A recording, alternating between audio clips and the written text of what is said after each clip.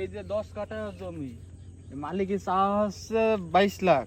এখন মালিক হাতে কথা মতো কিছু কম জম রাখবনি। তাহলে ভাই মালিককে ডেকে নেন, কথাবার্তা বলা যাক। আচ্ছা দাঁড়ান।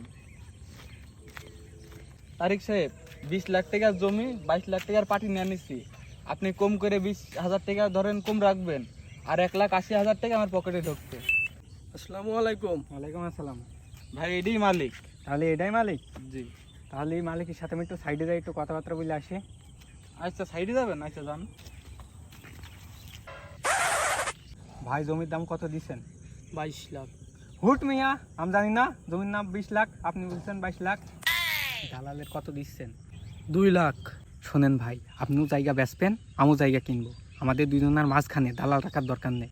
এখন আপনি আর আমি গ্যাঞ্জাম করবো, গ্যাঞ্জাম করার পরে আপনি বলবেন তোর কাছ জায়গা বেচবো না, আমি বলবো তোর কাছটা আমি জায়গা কিনবো না। এবার এরপর দালাল চলে যাবে, এর পরবর্তীতে আমরা দুজনা জায়গা কেনা বেচা করবো।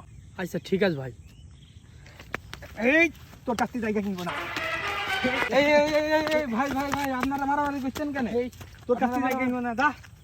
বেচবেন না বেচবেন না? ওর কাছে টাকা বেচবো না, ওর কাছে জায়গা বেচবো না।